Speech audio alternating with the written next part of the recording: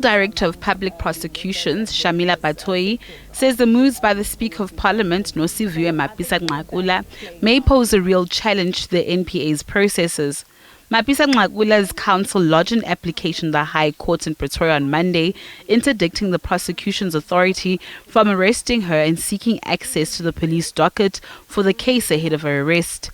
Judgment in the case is scheduled for the 2nd of April.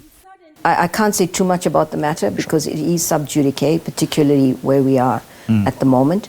But what I can say is that the way things have unfolded in this matter really requires us to rethink how we secure the attendance of suspects in courts in the future. We try to be courteous and do things so that it's less embarrassing to high-profile persons. It doesn't always work. So we will have to rethink how we do this in the future, because the failure to secure the attendance could have a devastating impact on the efficiency of the criminal justice system. Batohi says while there are over 850,000 cases enrolled in the courts for prosecution, high-profile cases, particularly those linked to state capture and highlighted by the Zondo Commission, attract heightened interest. She acknowledges the reputational damage to the National Prosecuting Authority by the dismissal of the corruption case against former Eskom Interim Chief Executive Matshela Koko and the Gupta-related Noline investment case in the Free State for undue delays by the NPA. Batohi says that the failed extradition of the Guptas related to state capture also casts the crime-fighting entity in a bad light.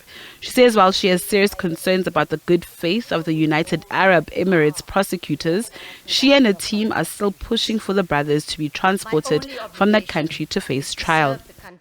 We have done everything possible to ensure that the requirements for the extradition were properly complied with, to the extent of sitting down with UAE prosecutors, checking our application before it was submitted. They gave us the green light.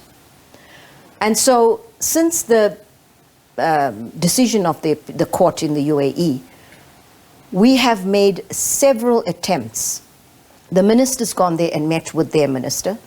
We've met at a technical level with prosecutors.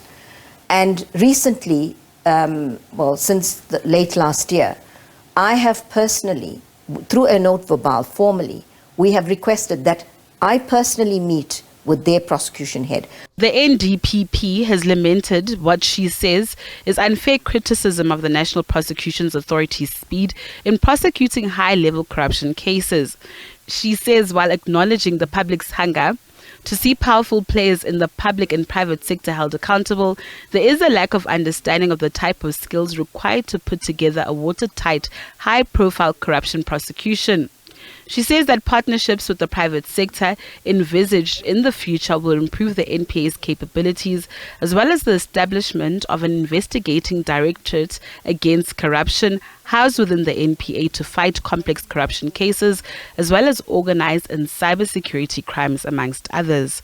One of the initiatives is the presidential initiative that looks at working with the private sector in the areas of logistics, that's Transnet, Eskom, and crime and corruption.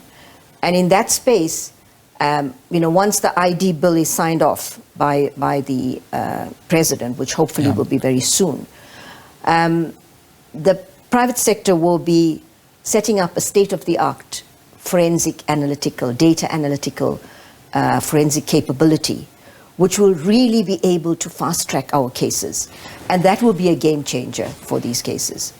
Batohi says that the NPA is also working on increasing its capacity to deal with gender-based violence as well as apartheid-era crimes lodged with the Truth and Reconciliation Commission decades ago.